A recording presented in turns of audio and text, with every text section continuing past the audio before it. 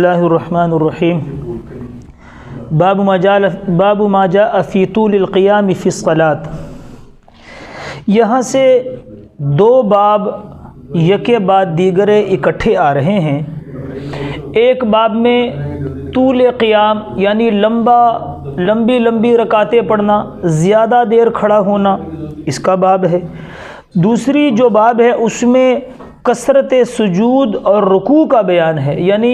زیادہ نفل پڑھنا، اگرچہ قرات کم ہو، قیام اس میں کم ہو، لیکن جب زیادہ پڑھیں گے تو اس میں رکوع اور سجدے زیادہ ہوں گے، اور اگر ہم طول قیام کریں گے، لمبا قیام کریں گے تو اس میں رکعتیں تو کم ہوں گی لیکن کیا ہوگا، رکوع سجدے زیادہ ہوں گے۔ اب ان دونوں حدیث میں تطبیق دینے کے لیے امام احمد بن حنبل رحمۃ اللہ علیہ نے تو یہ فرمایا کہ دونوں حدیثیں ٹھیک ہیں،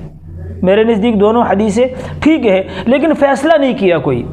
لیکن اس کا بہترین حل جو ہے وہ حضرت محمد بن اسحاق ابن راہوے جن کو کہتے ہیں، اسحاق ابن ابراہیم، یہ مطلقاً مجتہد تھے لیکن ان کا اجتہاد نہیں چلا آگے۔ وہ کہتے ہیں کہ ان دونوں میں تطبیق یوں ہے کہ رات کی نمازیں اگر پڑھے تو پھر طول قیام کرے، یعنی تہجد اگر رات کی پڑھ رہا ہے تو پھر لمبا قیام کرے، کیونکہ حضور علیہ الصلوۃ والسلام کا معمول یہی تھا۔ تہجد کے باب میں اما عائشہ رضی اللہ تعالی عنہا فرمائیں گی کہ حضور علیہ الصلوۃ والسلام جب 4 رکعت تہجد کی پڑھتے تھے، فرمایا وہ اتنی عمدہ ہوتی تھی کہ میرے پاس الفاظ نہیں ہیں ان کو بیان کرنے کے لیے کہ کتنا لمبا قیام فرماتے تھے۔ اس لیے صحابی کہتے ہیں کہ میں حضور علیہ الصلوۃ والسلام، غالباً حضرت عبداللہ ابن عباس سے ان کی حدیث پیچھے گزری ہے کہ میں اپنی خالہ حضرت میمونہ رضی اللہ تعالیٰ عنہا کے گھر میں تھا، حضور علیہ الصلوۃ والسلام تہجد کے لیے کھڑے ہوئے، میں بھی کھڑا ہو گیا، تو اس میں کہتے ہیں کہ حضور نے سورہ بقرہ، سورہ آل عمران، سورۃ نساء اتنی لمبی پڑھتے تھے۔ تو اسحاق ابن راہوے رحمۃ اللہ علیہ کہتے ہیں کہ رات کو اگر تہجد پڑھنی ہے تو پھر طول قیام، لمبی قیام کو ترجیح دے کہ یہ افضل ہے، اور اگر دن کے نفل پڑھنے ہیں تو پھر کثرت سجود اور رکوع پہ ترجیح دے، یعنی قرات مختصر کرے اور نفل زیادہ پڑھے، قرات مختصر کرے نفل زیادہ پڑھے، کہ مختصر قرات کے ساتھ جب زیادہ نفل پڑھے گا تو اس میں کیا ہوں گے، رکوع سجود زیادہ آئیں گے۔ اور ہمارے اکابر نے بھی یہی کہا ہے، اور ہمارے اکابر کا معمول بھی یہی ہے کہ وہ رات کو لمبا قیام، اور حضور علیہ السلام کا بھی یہی معمول تھا، اور دن کو مختصر۔ دوسری بات یہ ہے کہ دن اور رات میں فرق بھی ہے کہ رات میں انبساط ہے، رات میں اسی لیے آپ نے دیکھا ہوگا کہ جتنے بھی جلسے ہوتے ہیں، حسن قرات کے مقابلے ہوتے ہیں یا وغیرہ ذالک کا جو دنیا دار لوگ اپنے پروگرام کرتے ہیں وہ اکثر رات میں کرتے ہیں، کیونکہ رات میں انبساط ہے، یعنی اس میں انقباض، یعنی سختی نہیں ہے، گھٹن نہیں ہے، یعنی اس میں انبساط ہے، فراخی ہے، اس میں کیا ہے، فراخی ہے۔ تو رات میں فراخی ہے، انبساط کا مطلب، تو اس میں لمبا قیام کرے، لمبی رکعت پڑھے، اگرچہ مختصر، یعنی کم رکعتیں پڑھ لے، لمبی کر لے۔ اور دن میں انقباض ہے، دن میں 1000 کام ہوتے، ہر بندہ افراتفری میں، بھاگ دوڑ میں ہوتا ہے، تو دن کے جو نفل ہے اس میں کثرت سجود اور کثرت رکوع کو ترجیح دے، یعنی مختصر قرات کے ساتھ پڑھے۔ اب اسی طرح اگر ایک آدمی رات کو تہجد کے لیے بیدار ہوا اور اب وہ تقریباً صبح صادق ہونے میں 15 20 25 منٹ ہیں، اور آگے کی تہجد کے باب میں آئے گا کہ حضور علیہ الصلوۃ والسلام کا جو معمول رہا ہے، جس کو امام ترمذی رحمۃ اللہ علیہ بھی کہتے ہیں کہ سب سے صحیح روایت میں جو 1 نمبر پہ ہے، اس میں یہی ہے کہ حضور علیہ السلام تہجد کی 8 رکعت پڑھتے تھے، یعنی 11 رکعت پڑھتے تھے۔ 1 سے 17 تک کا قول ہے، لیکن اس میں سب سے افضل اور اعلیٰ اور صحیح اور ارفع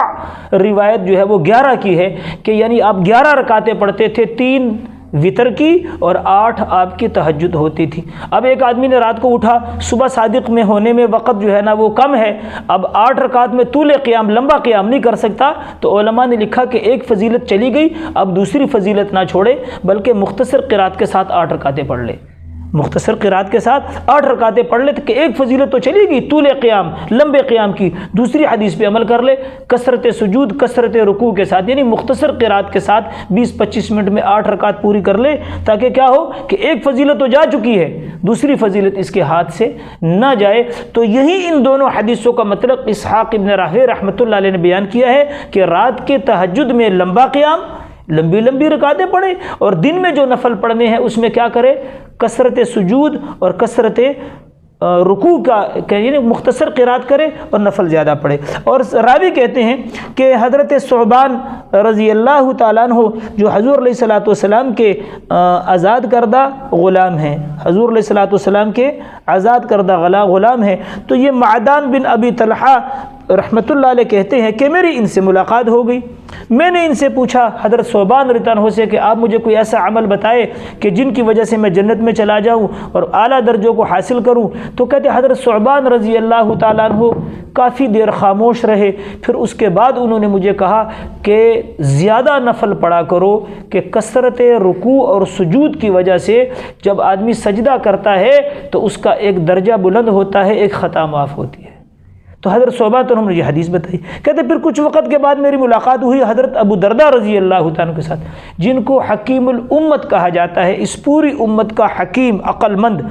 تو کہتے حضرت ثعبان رضی اللہ عنہ سے میں نے جب یہی سوال کیا تو وہ کافی دیر خاموش رہے، لیکن ابو درداء رضی اللہ عنہ نے خاموشی نہیں اختیار کی، فوراً مجھے کہا کہ کثرت رکوع اور سجود پر مداومت کرو، ہمیشہ کی اختیار کرو۔ اسی طرح ایک حدیث آتی ہے، ایک صحابی نے کہا یا رسول اللہ میں یہ چاہتا ہوں کہ میں جنت میں آپ کا پڑوسی بن جاؤں۔ وہ حدیث اس باب میں نہیں ہے، کتابوں میں ہے۔ تو آپ علیہ السلام نے فرمایا، آپ نے دعا فرمائی، ان کے لیے دعا فرمائی، اور پھر آپ علیہ السلام نے فرمایا بھئی کثرت رکوع اور سجود سے میری مدد کرو۔ کیا مطلب کہ میں نے دعا تو کر دی، اب صرف دعا سے تو بات نہیں بنے گی، لہٰذا ایسا کرنا ہے کہ تم کثرت رکوع اور سجود سے میری مدد کرو، کہ نفل زیادہ پڑھو،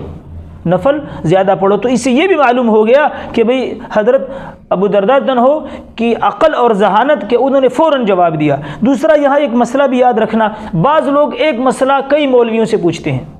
ایک ہی مسئلہ کئی مولویوں سے پوچھتے ہیں۔ اب اگر اس کے اندر اس کی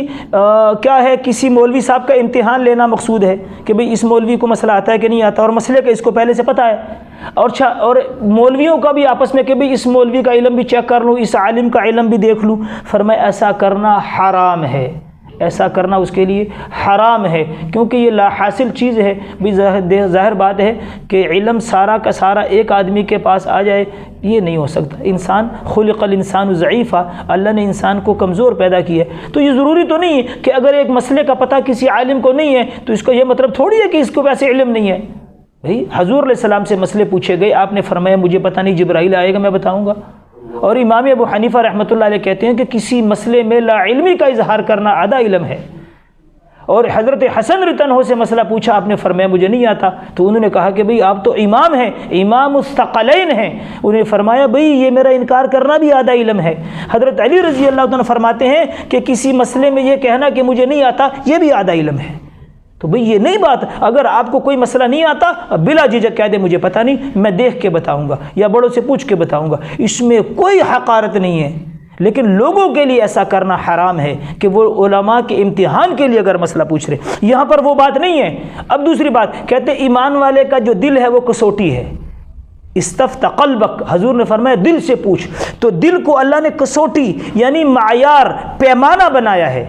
کہ کسی وقت آدمی کسی عالم سے مسئلہ پوچھ لے اور اس کا دل مطمئن نہ ہو، اپنے اطمینان قلب کے لیے، جیسے ابراہیم علیہ السلام نے فرمایا کیف تحیی الموتى، یا اللہ آپ مردوں کو کیسے زندہ کرتے ہیں؟ تو اللہ نے فرمایا ابراہیم تیرا اس بات پہ ایمان نہیں ہے،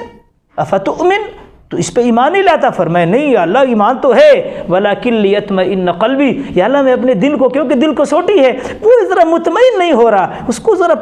عملی طور پہ مطمئن کرنے کے لیے پوچھ رہا ہوں۔ تو پھر اللہ نے فرمایا جاؤ 4 پرندے لو، ان کو مانوس کرو، پھر ان کی بوٹیاں بنا کے قیمے بناؤ، پھر ان کو مکس کرو، پھر ان کو 4 پہاڑوں پہ رکھو، ثم ادعوہن یاتینک سعیا، پھر وہ تیرے پاس دوڑتے ہوئے آئیں گے، تجھے پتہ خود چل جائے گا۔ یعنی یہ ہے کہ دل مطمئن نہیں ہو رہا۔ ایک مولوی صاحب سے مسئلہ پوچھ لیا، دل مطمئن نہیں ہو رہا، تو اطمینان قلب کے لیے دوسرے مولوی صاحب سے پوچھنا اس کی تو اجازت ہے، لیکن علماء کے امتحان کے لیے مسئلہ پوچھنا یہ احرام الحرام کام ہے۔ یہاں پر حضرت معدان رحمۃ اللہ علیہ نے وہ کام نہیں کیا، ان کا مقصد یہ تھا کہ حضرت ثعبان رضی اللہ عنہ نے تو ایک بات بتائی، ہو سکتا ہے ابو درداء کوئی اور بات بتائیں، میں دونوں پہ عمل کروں اور دونوں کے عمل کرنے کے ساتھ جنت میں چلا جاؤں۔ تو لہٰذا اگر آپ کو پہلے مسئلے کا علم ہے، کسی عالم کا یا استاد کا امتحان لینے کے لیے اگر آپ ایسا کرو گے تو پھر یہ کام حرام کے زمرے میں جائے گا۔